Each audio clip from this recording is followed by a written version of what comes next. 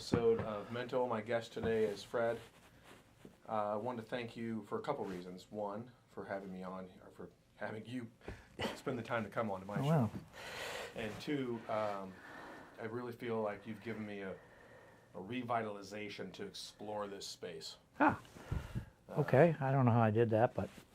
Through our talks. Yeah. You've Yeah. given me a great past couple of years, and I value our friendship. And Thank you. Thank you for spending the time. And, Same here.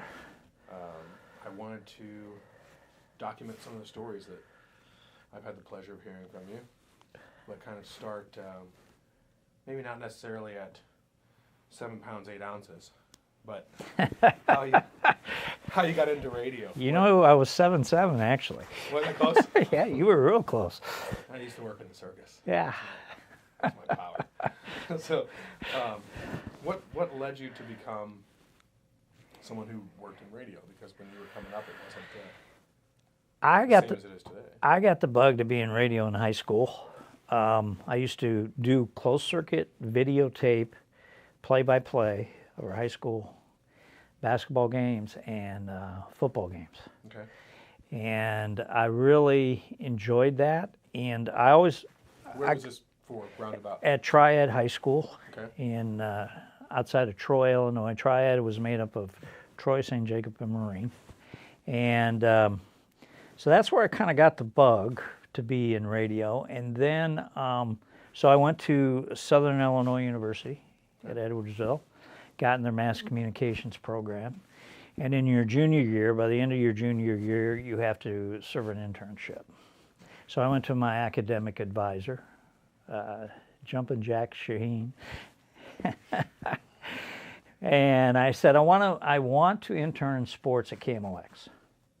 He goes, oh, that might be tough. He said, you know there's other radio stations. I said, no, there's KMOX.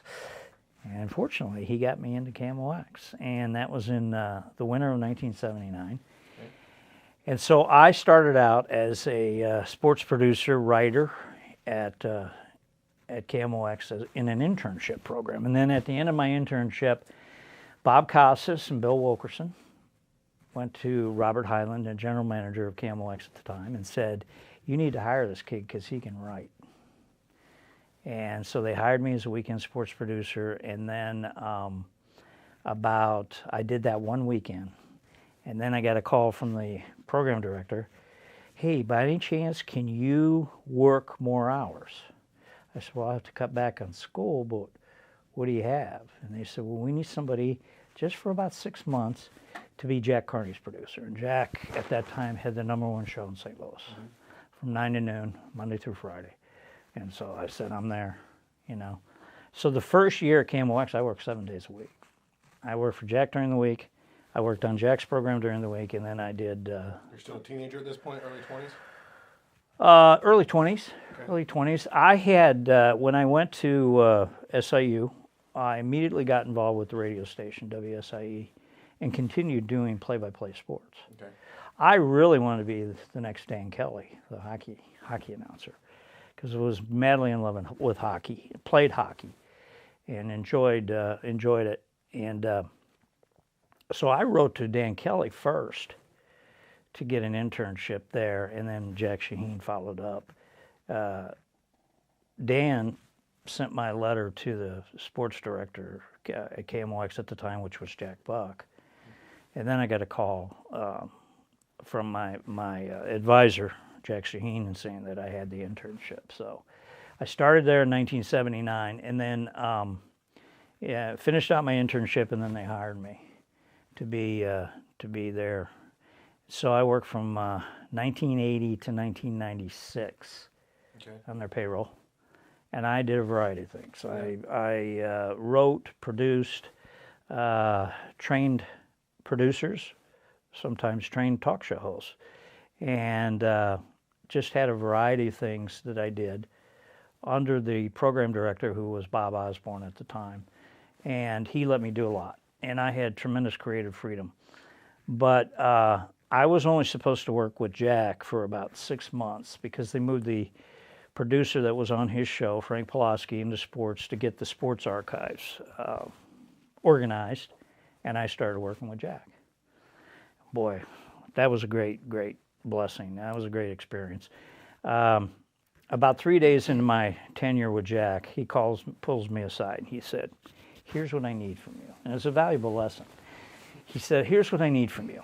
Whenever my microphone's on live, don't take your eyes off me." And I sat across the glass from him in the control room. And I said, "Well, why is that important?" He said, "Because if you notice, I never refer to my audience as an audience, a group, a gang, or listeners." He said, "Because I want everyone in my audience to believe I'm talking directly to them. And you're the conduit by which I do that." Okay. So he said, "You can agree with me, you can disagree with me, you can flip me off if you like, but don't take your eyes off me while my mic's on." And so you were the acting stand-in for the individualism of the entire audience. yes, yes. Okay. You know, unless he had a guest in the studio. Right. And Jack could draw the best of the best. And he had worked at WABC New York prior to going to KSFO in San Francisco, where he had a long career there. And then he came to KMOX, and he was 13 years at KMOX, and I worked the last 5 years with him. Died at 52, you know. Never forgave him for that because he cut my income in half overnight.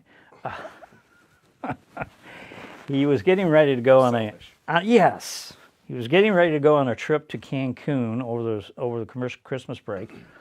And the Tuesday after Thanksgiving in 1984, he was taking scuba diving lessons, and he had a heart attack on the bottom of the pool. And by the time they got him to the surface, he was already gone. So then I spent the next 3 days putting his obituary together. So we had a unique kind of relationship. Jack trusted me from day one to write for him, and he gave me tremendous creative freedom. And so I ended up doing all of his biographies in sound. Whenever there was, like for instance, Glenn Campbell. Okay. We would do a biography on sound on Glenn Campbell's birthday. And we would do 3 hours with interviews that Jack had collected over the years from WABC, KSFO, and KMOX.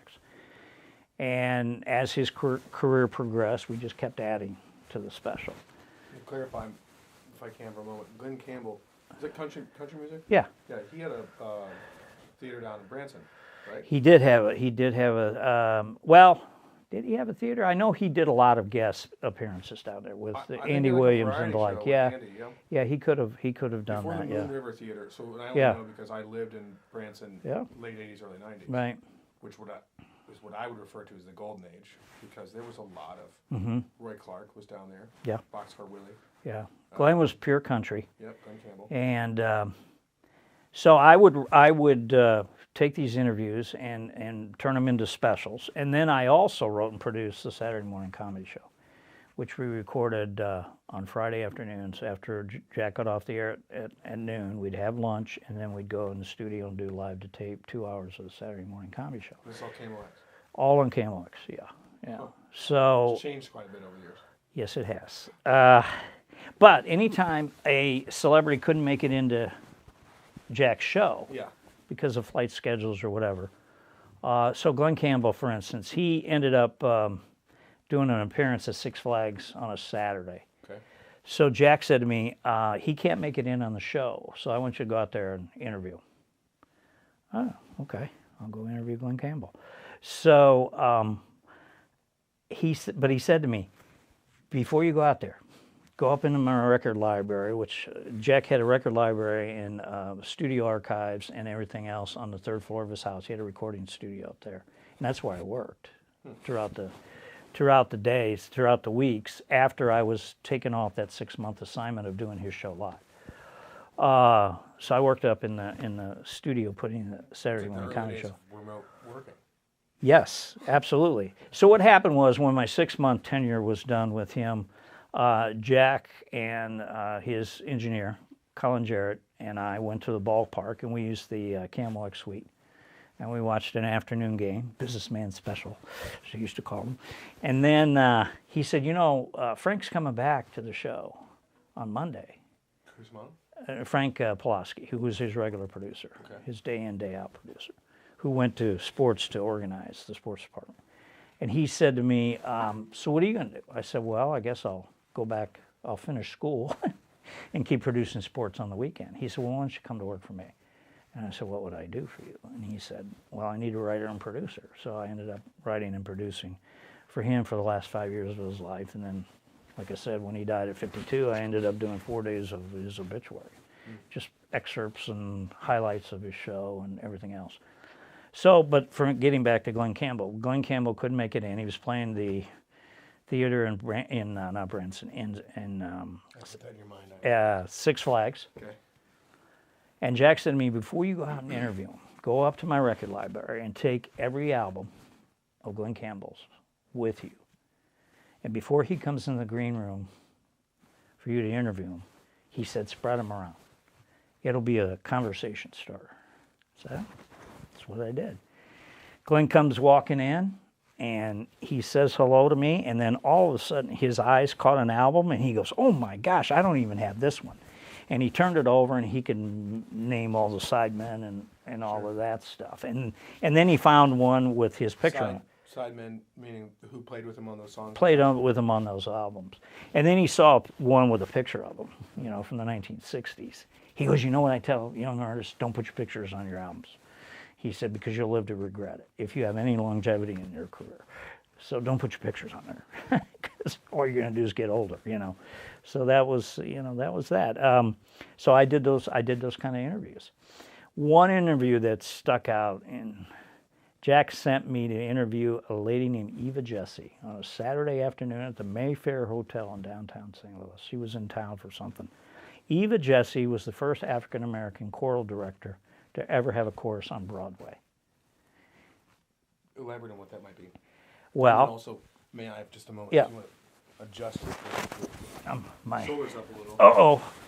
So Eva Jesse ended up working with George and Ira Gershwin on Porgy and Bess, which was the first American opera. Okay. This was in the 1920s. Okay. Okay? So Eva was in her 80s when I interviewed her. And she was the most delightful woman to talk to. And I said, Eva, you worked a lot of young people in your career. I said, what advice did you give them? She said, you know, almost all of the people I worked with have come to me at one time or another and said, how do I get to Broadway? I want to be on Broadway. And she said, I always told them the same advice. That's a great ambition. Keep that up there as one of the stars that you reach for. You want to be on Broadway. But realize this, you're going to work a lot of meantime jobs. Oh, and sure, okay. In the meantime. In the meantime, she said, especially in this business. I like the way people used to use their language who were born that Yeah. She says, you're going to work a lot of meantime jobs, and don't ever underestimate them. Do them to the best of your ability. Learn as much as you can from that meantime job. And then when you finally get to Broadway, all those experiences, all those people that you met are going to manifest themselves in the role that you play on Broadway. And so she said, don't ever underestimate the value of the meantime job. And I've shared that with my sons, and I've shared that with the young broadcasters and the like. That's a pretty good sound advice for anything that you're doing, right? Right. I've recently, without too much elaboration to take away from the story, began manifestation. And I struggled with it a bit initially because it felt a bit like witchcraft almost, Mm-hmm. right? Like, so when you're a faithful person, Yeah. and we're taught to, you know, pray to God and pray to Jesus, and All right. I started dividing those prayers, by the way, which is kind of interesting. We can good. talk about that at a different time. Like, It's good. I talked to one guy about everything. I talked to the dad about stuff, and I talked to Jesus about some other things. But when I started manifesting, and I do it quite often now, Mm-hmm. and I feel like pretty good at it. But I think more along the lines of what I've used it as, and the realization is that is me affirming my daily and yearly and lifelong goals. Yeah. And so it's more about setting into motion habits for me that my subconscious then turns into muscle memory. Yeah. So that I'm unconsciously working towards those goals Mm-hmm. with every decision I make. All right. Right? And so it seemed less like less like witchcraft Mm-hmm. and more like practicing habits for life. It's true. And that advice served me well in my own career because I worked with a variety of talent at KMOX. Those that were on the way up and those that were well established.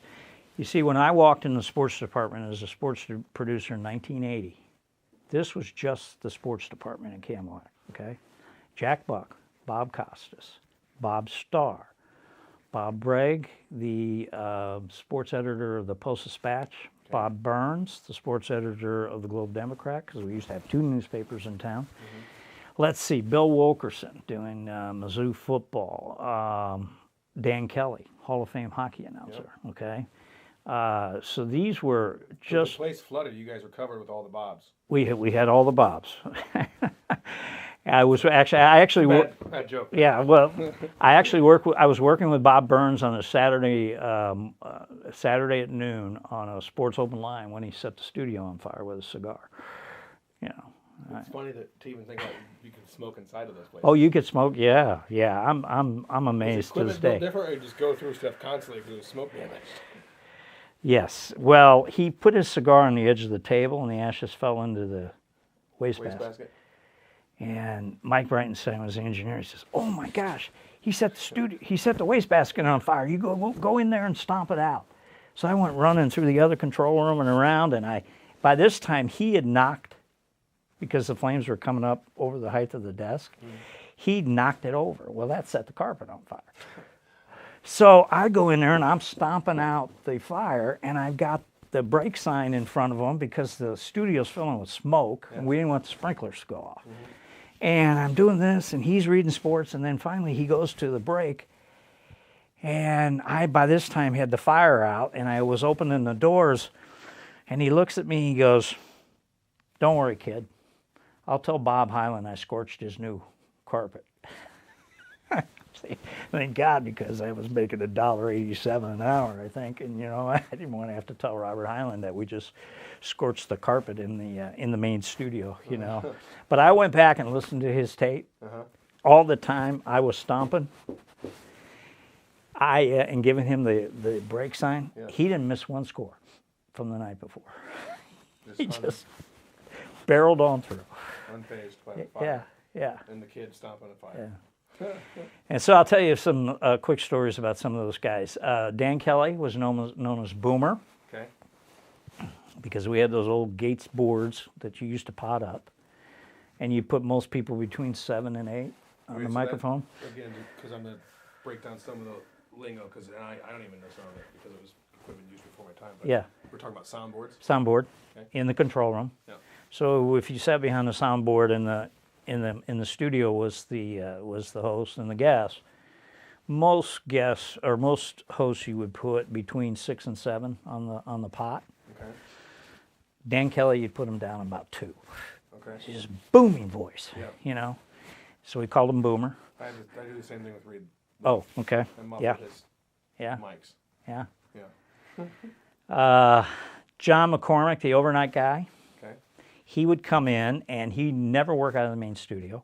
He worked out of the news booth, and he'd come in, and he'd lay down a piece of velvet across the desk, and he'd turn off the lights and put a reading lamp up, and his pack of Lucky Strikes, and an ashtray, and then he'd get the copy off the wire machine, and he'd sit down and he'd do his show.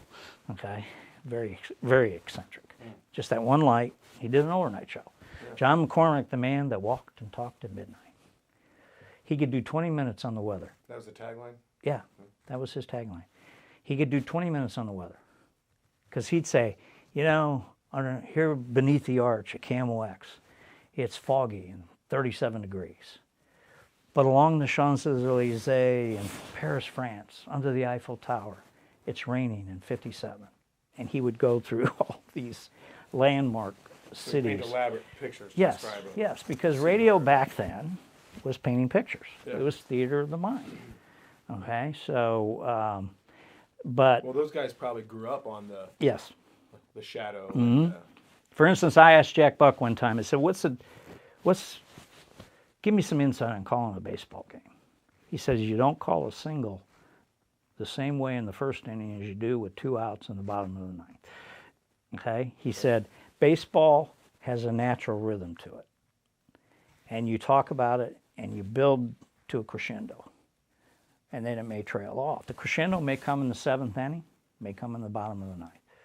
But he said you build towards it to build interest in the game. That's a lost art. It is. I think that's why I enjoy listening to elderly people, especially, if they're born in the 30s and 40s, and because they grew up with the eloquence of the language being what it needed to be. And those guys, like when you think about sports announcers now, yes, and the importance of not being able to see the game versus then, right.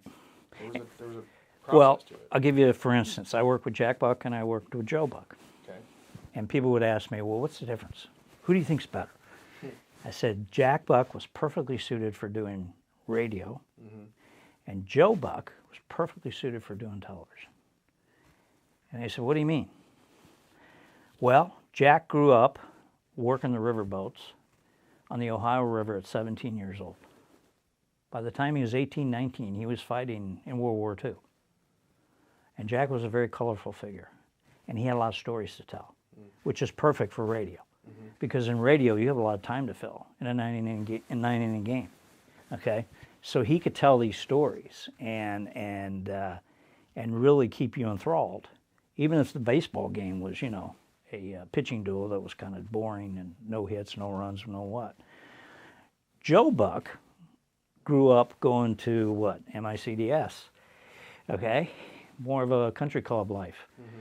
And he didn't have those colorful stories to tell, but he had the pictures to play to. Yeah. And that's what he ended up doing. And so he complemented the visuals, whereas his father could create the visuals. Right. Give you, for instance, Jack was out in Los Angeles, and he was very good friends with Jonathan Winters. They'd grown up in Ohio together. Jonathan Winters, the comedian. For those who don't know, the comedian. Yeah. The comedian. I knew who he was. Yeah. I grew up watching Johnny Carson with my grandfather. Right. It was like one of my highlights of my childhood. Well, Jonathan Winters was very good at improv, okay? So Jack had him into the booth, and he talked to him as a character, as a pitcher from the 1920s and 30s. Okay? And Jonathan fell right into that role. And he said, you pitched both ends of a doubleheader. He said, oh, yeah, back in the day, that's what we did. And while the game's going on. And Ron Say came up, and Jonathan Winters said, oh, I've always been an admirer of Ron Say. And Jack said, why is that? He said he carries his wallet on him, even when he's in a game. Yeah. Whip Willis, that's the character that Jonathan Winters played. Whip Willis. Fire-throwing left-hander. I was about to say, it's a heck of a pitching name. Yeah. And he said, Whip, what are you doing now that you're retiring? He said, oh, I just, I hang out in ballparks. He said, my wife's gone. And, she was caught up in a tent collapse at a circus. And she was never right after that. And he's just making this stuff up. And it just goes on for about 11 minutes, but it's hilarious. You can hear Mike Shannon laughing in the background and all. Shannon was also part of that sports department as well. Yeah. He must have been a younger guy, though, at that time, right? Yeah. I had great opportunity not only to work with that great talent, but off-air stuff would happen as well. And so I was sitting in Studio B with... that I wanted to share quick. Yeah. When you say Jonathan Winters, too, the thing that I remember most, besides him being fairly regular guest on Carson, was there was a made-for-television movie called Alice in Wonderland, and a follow-up. There's a miniseries, Behind the Looking Glass. I believe was the second part. My grandfather videotaped it for me. I would watch it over and over and over again. And it was a star-studded cast. All right. I don't know if you've ever seen it, but Jonathan Winters played Humpty Dumpty in that. Perfect role. And J.J. Walker played a lizard carpenter.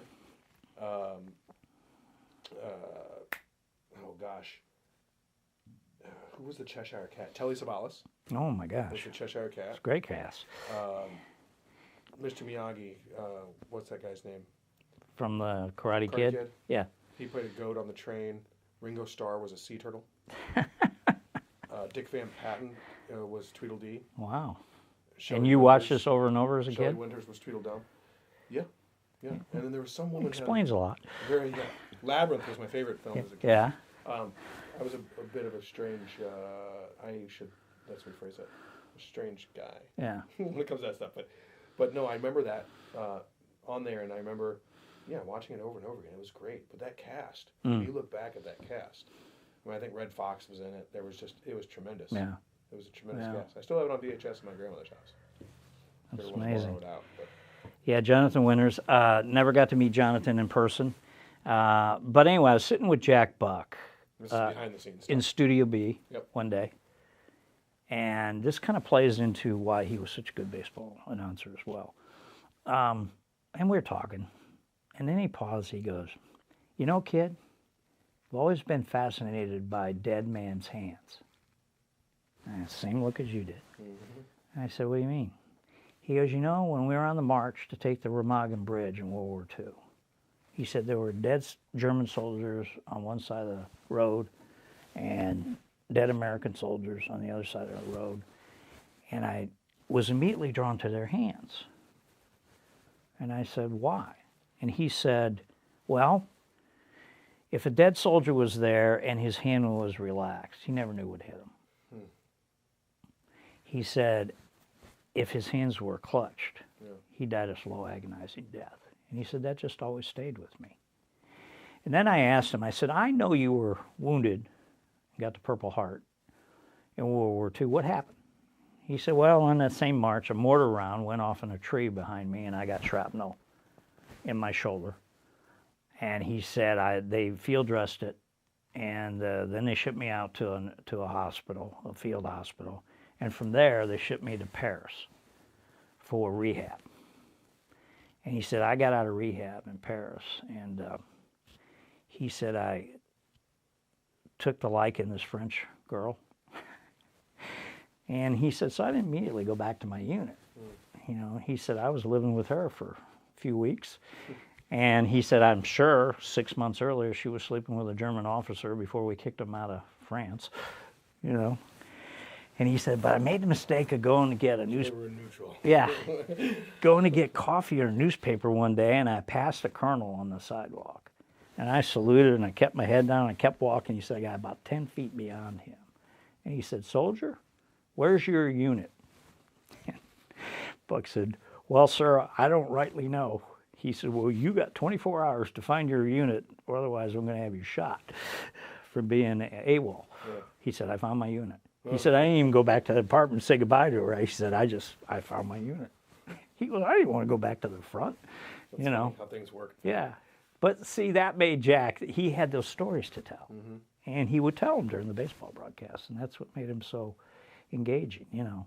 Plus, he just understood the game so well. And he could paint those pictures for you. And, but getting back to then to Kearney, I had amazing experience meeting some people. I was counting up the other day. I met Willie Mays. Okay. I met Mickey Mantle. Oh, wow. I met Hank Aaron. We just auctioned off a Mickey Mantle picture the other day at one of our events. They were all guests in the studio. Mickey came in for the 11 o'clock hour in Jack's show, Jack Kearney's show, with an 8-ounce styrofoam coffee. What was the name? Full of. Played, was it the Gas House? Oh, that was our thing. That was Cardinals thing. That was Cardinals. It was a Gas House gang. What were the Yankees? They had something, didn't they? Well, they won so many championships. I can't remember now what they were called. But Mickey came in with a 8-ounce glass coffee cup. It was full of bourbon at 11 o'clock in the morning. And Jack could smell it and goes, "Hey, Bick, what are you drinking?" He goes, "Breakfast of Champions, Jack. Breakfast of Champions." And then Jack just let it rise. Yeah. But he later admitted in his interview, had he taken care of himself, he would have played a lot longer because he had that kind of talent. And then Hank Aaron, the last show I worked at KMOX as a producer was the morning meeting with Kevin Horgan and Charlie Brennan. And Hank Aaron had retired from baseball, and he was traveling the country plugging his autobiography. Okay. So he came into St. Louis, and we booked him on the show, and I took him in the studio, and they do the first segment. And then during commercial break, I went in to the studio, and I said, Hank, I saw you hit a home run they didn't count. And he looked at me. He goes, you can't be that old. I said, Sportsman's Park. He said it was a 2-1 count. The pitch was low and away, and I hit it over the right center field fence. And he said, if I remember right, I was already around second base before I realized the home plate umpire had called me out because I stepped on home plate when I swung, which is out of the batter's box. And he said, after that, I remember, too, I wasn't too polite. So Charlie and Kevin are listening to this, but nobody heard it because we were in a commercial break. Yeah. And so Kevin says, when we come back out, You got to tell it again. we got to recreate that moment. So we did. And then Charlie asked a great question. Because he said, Hank, you hit something like 750 whatever home runs, and yet you remember every detail of that home run. And he got that big grin on his face, and he started laughing. He said, you know, Charlie, you always remember the one that got away. Yeah. I felt like I was going. But I was like 8 years old, and I was there with my aunt and uncle from Chicago. They wanted to see a Cardinal game, so they took me and my brothers to that game, and he was playing for the Milwaukee Braves against the Cardinals. And Were the Browns here at that time? no, they were gone. Before But they were gone They're by gone. then. Yeah, Okay. yeah. They became the White Sox. But when you were doing sports radio too, when did the Hawks leave? In the 70s? The basketball NBA Hawks? 60s, 60s? late 60s, I believe. Okay. Because my great aunt, who was born, she was older than my grandmother. My grandmother was born in 1933. Yeah. So she must have been born in 28 or something. She was a season ticket holder for the Hawks. So she used to really get excited to be able to come watch my basketball games when I was younger. And I'm sure not the same caliber was had by my middle school and high school teams, but I don't know that I ever knew that timeline of when we had the Hawks here. Yeah. I saw him play one time Yeah. at the Kiel Opera House, which is now the Stiefel. Oh, really? That's Yeah. where they played. That's where they played. So that's been around that long. I didn't Oh, know that yeah. building's been here that long. Been a long time. You know, Bob Costas helped me get my job at Camel Wax, but he and I share our most embarrassing moment in radio together. What's that? Well, Robert Hyland went to Jack Carney, and he said, I need you to do your morning show from 9 to noon, and then I need you to come back and do 4 to 6 for like 6 months. Okay. Okay? Because I've got to find somebody to do the afternoon drive. And he said, it'll only be 6 months. Well, Jack's first question was, how much? Like, how much you going to pay me? And then Robert Hyland says, so what do you need? He goes, I want Ron Barber to do the news. I want Bob Costas to do my sports, and I want Fred to produce the show. So we started doing the 4 to 6. Costas was always late getting in the studio. Okay? And the control room was right around the corner from the sports office. And Jack was in a particularly grumpy mood this afternoon. And he said, where's Costas? I said, well, he's in the sports office. He's working on something. He said, he was late the last time. I threw it to him for sports. He was late getting in here. He said, tell him I'm not going to do that again. And if we have to, I'll throw it to him. And if he's not in his chair, we'll have 2 minutes of dead air. So I went around the corner and I told Bob this. I said, Bob, you can't be late for your next sportscast because Jack's in a crabby mood, okay? Don't be late. He said, well, I'm working on something. I said, I know, but don't be late. So it comes time for his next sportscast, and there's a commercial break before it. And Jack said, if Costas is late, get a bunch of sound effects together. And he said, even if he's not late, I'm going to throw that SOB off his game. And so I ran around the corner and I said, Bob, you can't be late. We're in the commercial break for your sportscast. He's going to make an intro, and then he's going to throw it. And if you're not there, we're going to have 2 minutes of dead air. He said, I'll be in there. Don't worry. I'm working on something. Very important story. I'm working on it. Okay. So we get out of the commercial break. Jack goes into his intro. Still no Costas. And he throws it to Costas. And Costas comes running into the studio, sits down, and Jack cues me for the first sound effect, which was a guy falling from a great height. As Costas was reading that Thurman Munson, the Yankee catcher, had just been killed in a plane crash. Oh, my God. Oh, my goodness. You should have seen the phone board just light up. And we all knew it was live radio. Yeah. You can't take it back. It was satirical news before satirical news. Yeah. Now, Jack was at fault for being grumpy. Casas was at fault for not telling me he's working on a serious story. Yeah. Okay?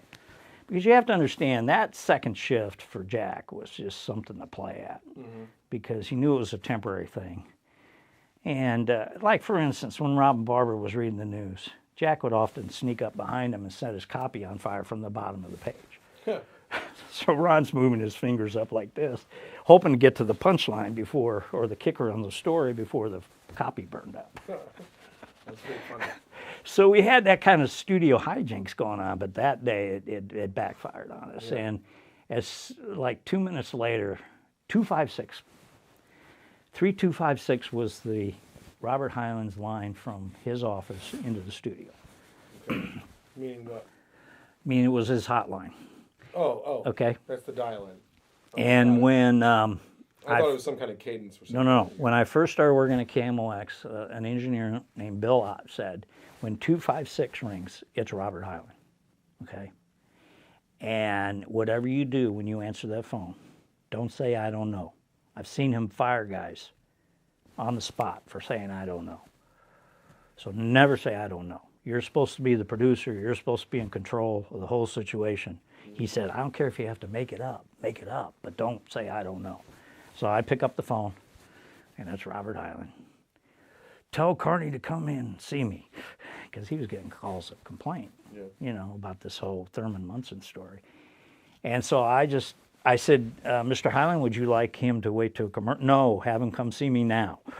Okay, right in the middle of the show. Right. So I held up the phone, and over my right shoulder was Hyland's office, and I pointed to the right shoulder. And Jack got up, and he slumped his shoulders, and he went in to take his browbeating that he was going to get from the boss. What did you cover, commercials? They just covered. Yeah. They just covered. But oh my gosh, it was it was a terrible moment for Bob and me and Jack Carney. So what did you ever make a conversion out of sports, or? And I ask this because I wanted you to share a story that I really enjoyed with the rest of the people, but it's more entertainment. And that was when you were asked to go down this, the way I remember it. So please tell the story from the beginning, correct it. But basically a crossroads in the middle of nowhere to meet with Johnny Cash. Well, actually, the Johnny Cash thing happened after Jack died. Okay. Like I said, I lost half my income overnight because he was paying half my salary and radio station paying the other half. Oh, okay. Okay, so I was still doing weekend sports producing, but I needed to cover that income. So I started taking some freelance jobs. And a producer who was from Canada but was living in St. Louis at the time heard about me and that I could write and everything. And so he hired me to write 100 scripts. And he said, I need you to go down to take a flight to Nashville, then rent a car and drive to Hendersonville, which is like 35 minutes outside, northeast, I believe, of Nashville. And he said, you're going to come to a particular intersection on this state route. There are 3 medical arts buildings and then a gas station. He said, the medical arts building that comes up on your right, turn into that parking lot and go all the way down below to the back. There's a dentist's office there. The dentist's office opens at 9:30. You get there at 8. Let yourself in. It'll be unlocked. I needed the money. So I did it. I put the 100 scripts together, and I went down there, and I walk into the dentist's office. It was unlocked. And I'm walking past the examination rooms, and there's some guys coming past me in the hallway. It looked like they'd been up all night. And I was told to go to the back of the office and knock on the steel door. And I did that, and the sound engineer opened it up and said, welcome to Doc's place. I said, what's the story of this place? He said, it's owned by a dentist who always wanted to be around country music artists. He said, those guys you pass in the hallway, they were in here all night, last night, putting down tracks for their next album. He said they have an 11 o'clock appointment with the dentist. They're going to go on their tour bus and sleep till 11, come in, get their teeth cleaned, and go back out on the road. That's funny. So then Lou Robbins, Johnny Cash's longtime manager, showed up. And he said, Johnny will be here in a few minutes. Let me introduce you. And I could see out of the control room onto the parking lot, a little window, and up pulled a Ferrari, black Ferrari, okay? And out climbs Johnny Cash. I mean, he almost had to crawl out of the thing because he was a big man. Yeah, he's about my size. Yeah. 6'2", Yeah. 6 foot. A little broader, Yeah. but as that tall. So he comes in the side door, and Lou Robbins said, Johnny, this is Fred Zielonko, your writer and producer on this project today. And I extended my hand, and he extended his, and he said, hello, I'm Johnny Cash, just like he did it on stage. Yeah. I would have worked for free at that time. Yeah. Okay, so we spent the next 3-4 hours knocking out 100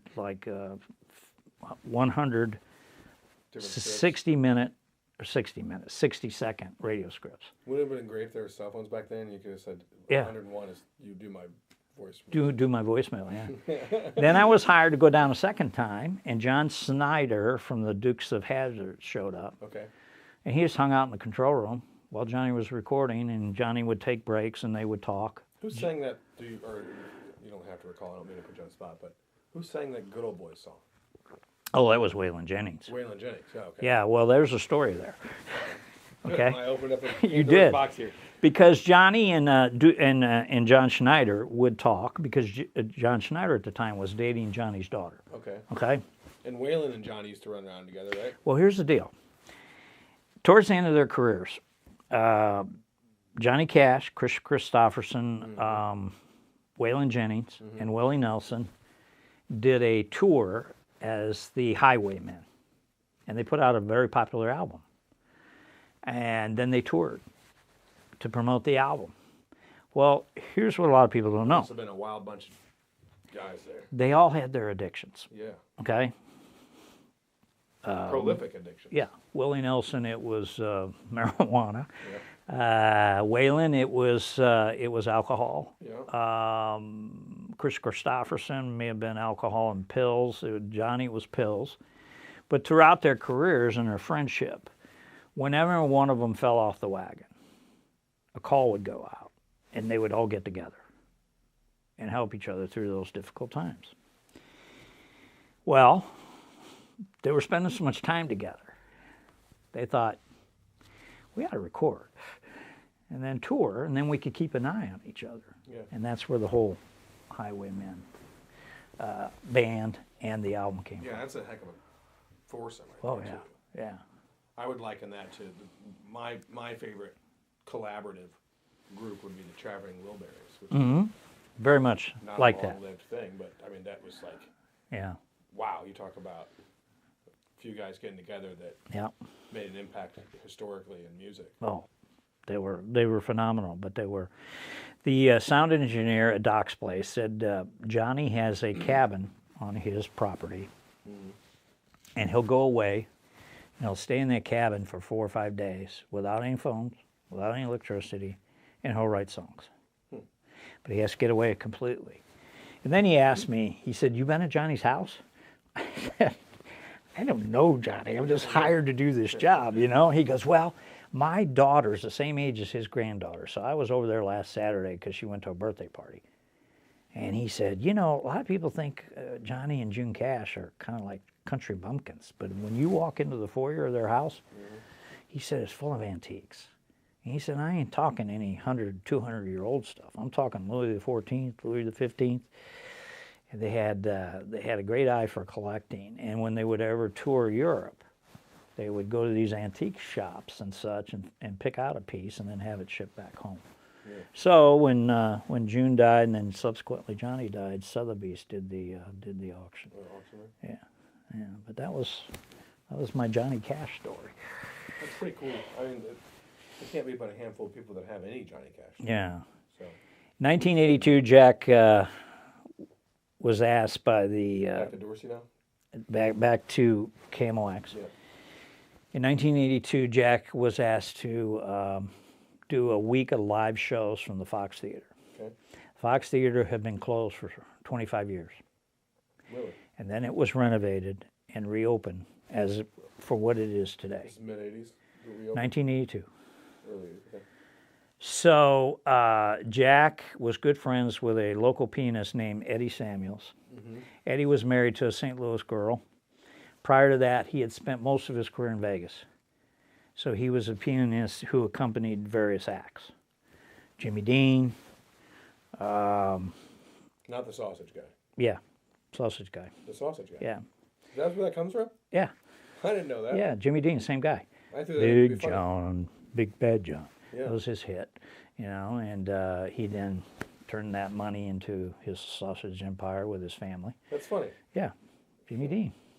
I have any respect for that sausage. And one of the guests that Eddie Samuels used to accompany in Vegas was a guy named Eddie Fisher. Okay. Okay, That Eddie- sounds familiar. Eddie Fisher was a singer back in the 40s and 50s Okay. and an actor. More of a singer than an actor, more of a Vegas act. Like a vaudeville type of deal? Oh no, Variety singer, guy? like a Sinatra, just lower tier. Oh, okay. Okay, did pop hits and jazz standards and so on. Covers and such. Yeah. So Eddie got Eddie Fisher to come to St. Louis to reopen the Fox Theater and do a couple of songs. He was going to be on the Monday show. So Sunday night, Jack took Eddie Samuels and whomever else was going to be a guest on the Monday morning show at the Fox Theater. He took us to dinner. And I ended up sitting next to Eddie Fisher. Now I'm 25 years old. Barely know who Eddie Fisher was. Eddie's bigger claim to fame was he left the actress Debbie Reynolds, who he was married to, Okay. to marry Elizabeth Taylor. Okay? So that probably outshined his musical career. It was a big scandal Yeah. back in the 50s or whatever.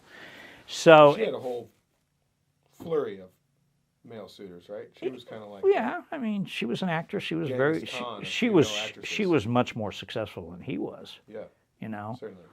So Eddie and I end up sitting together at dinner, and he said to me at the end of dinner, he said, well, you know, we've had such a great conversation. He said, you're an interesting young man. I said, thank you. He said, how old are you? And I was like 24, 25. He goes, you're the same age as my daughter, Carrie. And he said, I need to introduce the two of you. She dates bums. And she needs somebody in her life like Did you you. take that as a compliment or not? at the time? Yeah. Well, he said He he agreed with found. my daughter. She's a bum dater. Yeah. He said she needs somebody down to earth like you Yeah. to date. And I said, okay, well, I I like the knew. I like the full circle part of the down to earth thing. Yeah. Because that kind of comes into play later, doesn't it? Well, he said to me in describing his daughter, well, you know, she did that little science fiction film, Star Wars. Yeah. That's the way he described it. Right. Little science fiction Right. film, Star Wars. And I had to laugh, and he never did introduce us, but That's about Carrie Fisher. For those who didn't catch on to this Carrie Fisher, who was his line of daughter. the story, Yeah. which is why I said Princess the Leia. down to earth thing was funny. Yeah. Because she's known for being out in space. Now, here's the kicker. I've never seen a Star Wars movie. Still? Mm-hmm. You're not doing yourself I know. any injustice by not seeing the later ones. But Yeah. The first three, I think, just for the impact of what they Right. were. I knew who she was and all that stuff, but, you know. Well, she did quite a bit of Yeah. films besides just that. Yeah. That was just kind of her. But I believe, if I'm not mistaken, that was the breakout role for all those All of them. Yeah. people, Yeah. including Harrison Ford. Harrison or no, Ford. Maybe he had something under his belt. Did he have American Graffiti before that? I don't know. Was that the one? I don't even think American Graffiti or Warriors. Probably American Graffiti. Yeah, Because that was I think before so. Warriors was an '80s movie. So Star Wars Yeah. was '70s, so it had to be American Graffiti. That was with like there was quite a cast in American Graffiti Yeah. too. A lot of up and comers there, like Ralph Macchio and right. Am I Yeah. thinking of the right one. I think so. What's the brothers? Sheen and Emilio. Emilio, I think, was in that. And In there's a American few guys. Graffiti? Yeah, there's a few. No, young guys. it was Richard Dreyfuss, Richard Dreyfuss. Okay. the guy Fonzie, Yeah. okay. Fonzie, I can't think of Fonzie's name. Henry Winkler. Henry Winkler. Susan Summers was the blonde they were chasing all over L.A. Okay. Who they passed at the Was that stoplight. Thigh Master? Did she do the Thigh Master or something? I think so. Yeah, yeah, Yeah. she did. Harrison Ford, Yeah. he was in that movie. What's the guy from Escape And Wolfman Jack. Escape from New York? Oh, the radio guy. Yeah, who actually met him in my career as well. He did kind of satire radio, right? No, he actually started off, I believe, in Mexico on pirate radio, which on these big towers that would broadcast into Southern California. He became a hit disc jockey. But I thought he had like a lot of like bells and whistles to his thing. Well, yeah, he was a character on the air, but he did a pop top 40 show. Okay. And made it very fun, and he had a unique voice, you know. Yeah, he was still doing stuff when I was a kid. Yeah. Wolfman Jack Hey, was. this is Wolfman Jack. Yeah. And talk like that. He had like a late show or something. Yeah. He was like the Elvira of radio. Come full circle on the Eddie Fisher story. A couple years later, Jack had Debbie Reynolds in the studio, and it was a Friday, and I was coming down to record the Saturday morning comedy show, so I was listening to the program, and Jack asked Debbie Reynolds. He says, "Now you're doing a cabaret act, and you're touring the country. When you're eating lunch or dinner, do men approach you?" She says, "No, and I wish they would." She said, "I often eat alone." And she said, "I don't know why that is. I don't know if they're intimidated by me or what, but then no one ever approaches my table. No men approach my table and ask me for an autograph or even to have lunch or whatever." So I'm listening to this on the way in, you know, and keep in mind, I'm 25 and she was much older. And I was walking into the studio during the commercial break, just near the end of the show, and Jack said, Fred, meet Debbie Reynolds. And I said, "Good to meet you." I said, "You want to go to lunch?" So I almost got to meet the daughter, and I asked the mom out to lunch. So she turned me down. She turned me down, but you know. Well, so we'll have to definitely. I want to do a round 2 and have you back. And usually we try and run right around. Yeah, those are only half the stories. Right now, yeah, we need to archive those things. But I'd like you to share, if you could, because I think it's funny and I like to end on a funny note. But so one more story. But before we do that, I began to ask people 2 questions at the end of each show. Okay. And I mean to put you on the spot with this, but don't worry, they're not gotcha questions. All right. The first one is, what piece of advice have you received in your lifetime that has served you well that you would pass on to others? Jack Buck pulled me aside when I first started working at KMOX, and he said, "Look, if you want to have a long career in this business, treat every celebrity like a regular person and every regular person like a celebrity." And that was part of Jack's magic.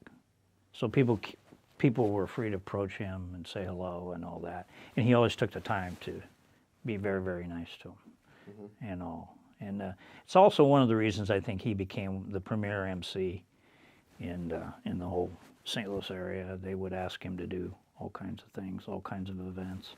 Respect goes a long way, and true earnest respect goes a long way. Absolutely, and Jack was that. That would be one of them. The Meantime Job, which we already talked about. I like that. And then also what I use today is don't take your eyes off me. So now I am an executive director of a nonprofit, a Christian nonprofit called the Family Vision out in St. Peters. And we are a free Christian lending library. We have a homeschool consignment shop where we resell homeschool curriculum. But then when I joined the ministry in 2020, I convinced the board of directors that we needed to have a digital outreach because the library is only open 40 hours a week. Right. Any digital content we create, we would be out there 24/7, 365. So we aim our content at 30 to 55-year-old parents, Christian parents, and we encourage them to live a biblical worldview in their home so their children see it lived out, and then we hopefully don't lose those children when they go off to college. They don't lose their faith. And so we have the library, we have a meeting space for 200 people where we hold a lot of conferences and get-togethers and such, training seminars and things. And then sometimes men's groups meet there. Men's groups meet there. And then we have the podcast studio, which we built to radio standards. Yep. And I do a podcast now called Raise Them Up, based on Proverbs 22:6, which is train them up in the way they should go, and then when they get older, they will not depart. Okay. Which is about it's on Christian parenting and homeschooling. But when we're not using that studio, we then create podcasts for other organizations, nonprofits, and so on. And I've had a lot of people ask me, don't you miss radio? Yes, but the audience has moved. Mm-hmm. You know, when I started in radio in 1979 at KMOX as an intern, it was the hub of the wheel. Yeah. Now it's a spoke. Well, it's hard to catch anybody Right. radio or streaming otherwise. Right. So radio is a spoke in the wheel, just like television is, and so on. The hub is the internet. Yeah. And so when I went to interview for this position out there with the board of directors, they said, "He wants to buy a radio station." I said, "No. If we're going to reach 30 to 55-year-old parents, we have to reach them in here." Yeah. And that's where they live. And so we have to create content that's of digital nature that they can access any time of the day or night. Okay. And we're going to we'll add a link to the bottom of the show for where they can find you. And then my second question would be, part of the reason I started this whole show, Mental, was so that I could hear people's stories, because I always wanted to be a talk show host. And you and I have had this conversation where, like, one of my fondest memories growing up was when my grandfather would let me stay up and watch Johnny Carson with him. And it would usually happen because my grandmother fell asleep in the chair and then would move into bed, and I'd sneak back out and I'd watch it. And then if it was a special occasion, I'd stay up for the Benny Hill show on BBC. Okay. So that was kind of a variety show, but I always wanted to be a talk show host. But one of the things that always stopped me was fear, right? What would other people think? What would and you wouldn't think it maybe by meeting me, but I'm quite introverted, actually, because of fear. And I let that go in June. It was something that I was going through. And so, but one of the things I like to learn from other people is about mental fortitude. So when you're overcoming a difficult time or something you're afraid of, what piece of advice would you give, or what are your practices to get beyond that time? Well, I'm a parent of two boys, and my youngest son, Connor, when he was growing up, you could look at him cross-eyed, he'd start crying. Okay, just when he was very, very young. Sure. Okay? So I went to my wife one day, because I learned this in my own childhood from my mother. My mother was very, very tough. Mm-hmm. And I grew up with 4 brothers. Okay? What place in... I was 4 or 5. Okay. And when you're the 4th of 5 boys, there's like no pictures of me when I was young. Because my parents were over it by the time I came along, okay? So it was like I was in witness protection, all right? But you learn about, you learn being with 4 brothers, you learn mental toughness. You learn how to fight. You learn all these things, My wife, one night we were sitting on the couch watching TV, and I don't know what we were watching, some family-oriented show, and she goes, "Did you and your brothers ever fight?" I started laughing. I said, "I know you grew up. Survived. Yeah, you grew up with sisters. Yes, we fought. Of course we fought. And but it taught me mental toughness. And so when my son got to be around 8 years old, I said to my wife, he needs mental toughness. And she said, "Well, what do you plan to do?" I said, "I'm going to make him a goalie in hockey." Because you're in every play, right? The team rests on your shoulders, and he became a goalie, and he became a very good goalie in inline hockey. So much so that I had other coaches coming to me at the end of every season. You going to coach next year? Is your goalie going to stick around? I said, "Well, he's my son. Yeah, I'll coach him. And so anyway, as long as I have to. He became a very, very good goalie. Learned the love of the game. Yeah. So when he was about to graduate Lindenwood, I asked him, "What do you want to do?" He said, "I want to work for the Blues." I said, "Oh, okay. You know anybody who works for the Blues?"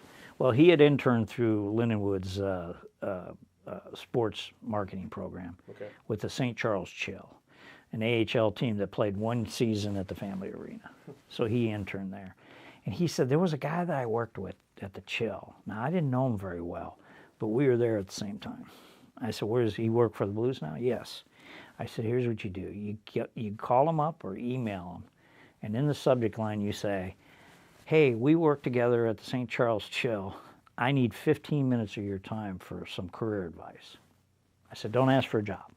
Ask for advice. No one ever asks us for advice. Okay? So he did that on and they got together on a Tuesday after work. And I said, now, if he gives you 15 minutes, that's all you take. You be respectful, but ask good questions. Ask about the organization, what it's like. I said, you're going to be there an hour because you're going to get him to talk about himself. Right. And after an hour and 15 minutes, they were leaving the restaurant. And he said, Connor, you have a resume? He goes, yeah, I got one in the car. He goes, I can't promise you a thing, but I'll throw it on the sales manager's desk tomorrow morning. Wednesday morning, 9 o'clock, he gets a call from sales manager Blues. Connor, I see you've got some hockey experience. Can you talk at 11? And he was actually on the toilet when he got that call, and he thought, oh. Yep. And he said, yeah, we can talk at 11. So they talked for about 20, 30 minutes. He said, I need you to come see me tomorrow, Thursday. And he went to see the gentleman at Thursday, the sales manager at the Blues, and he said, I need you to come back Friday at noon. I got 2 people I want you to meet. And at 12:45, he's calling me from his car. I said, you got a job. You think so? I said, yes, because it's like a jury. If they come back quickly, you're guilty. Right. Okay? And I said, he just wanted you to meet these people and get to sign off on your hire. By the time he drove from the Enterprise Center to our house in Chesterfield, they called him and said, we're going to send you an offer sheet. And he went to work for the Blues. I think he worked there 2 different stints, pre-COVID and post-COVID, for a total of about 8 years. And he's got a Stanley Cup ring and all. But it's the mental toughness. Yeah. You know, you learn mental toughness.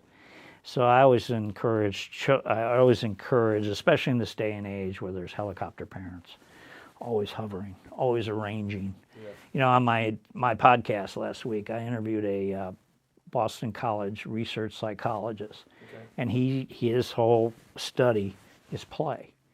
And he said, we don't allow kids to play enough. Oh, yeah. He said, I grew up in the 1950s, and he said, we would play after school. And I said, well, define play. He said, self-directed, self-controlled, no parents involved. No coaches, no parents, no teachers. You're learning how to work things out. And that's what he said, that's what kids are missing today. Yeah. He said, they don't learn negotiation skills. Right. They don't learn how to get along with others. Well, why do you think baby lions wrestle and attack each other? Yeah. You're going to learn how to survive. They have to learn how to work things out, just like I did with my brother. Yeah. And they don't get mental toughness as a result. And he says, we need to allow them to play more. He said, when I went to school in the 1950s, compared to today, the school year is 5.5 weeks longer. And the school day is longer. So these kids don't have a time to congregate by themselves and play. When they do their own electronics or something. Yeah, like that, so. yeah. We don't have a game system. Yeah. My mother. He has a VR, the virtual thing, but he doesn't have like a PlayStation. And my mother, I was a child of he was a child of the 50s. I was a child of the 60s. Grew up in the 60s. And my mother, if I said to her, I'm bored, go outside, find something to do. Mm-hmm. Absolutely. Yeah. Yeah. Yeah. It was either that or she would give us chores to do, and I didn't want that. Yeah, that's a surefire way to get him outside. Yeah. Although when I get mine outside, I have some chores from out there too sometimes. But he's kind of good at it. But you learn those things. You know, you learn mental toughness. You learn how to negotiate. Was that ball foul or fair? Absolutely. You know, sandlot ball, as we used to. Not everything was organized and scheduled and so on. And that's what I'm going to take away today, too, in closing, is I'm going to take away that in the meantime stuff, because that makes a lot of sense for me. One of my biggest weaknesses, and something that I continue to work on daily, because if I don't, I'll falter. And I still falter. It's not ever perfect, but is pausing, taking some time. So in that meantime stuff, something I just wrote in my journal yesterday, actually, Sunday, was taking the time to enjoy the moments. So many times my mind is here or there instead of right here. I learned, and this is not to put anyone down, they're all respectable jobs and so on, but for 2 years when I was going to college, or between high school and college, I worked in a factory. That taught me I wanted to be in college. Yeah. Okay? Because of the repetitiveness of the work And that's not to take anything away. Some people enjoy it. Some I people like met- clocking in, Oh, turning it off, muscle memory, going home. I met great people there, Yeah. and I learned a lot from them. So that gets back to Eva Jesse. You know, you can learn from anybody, Of course. and take that information, take that knowledge, store it away, and it'll come back and serve you well. Love it. Fred, Thank you, sir. thanks so much. Appreciate the time. See you.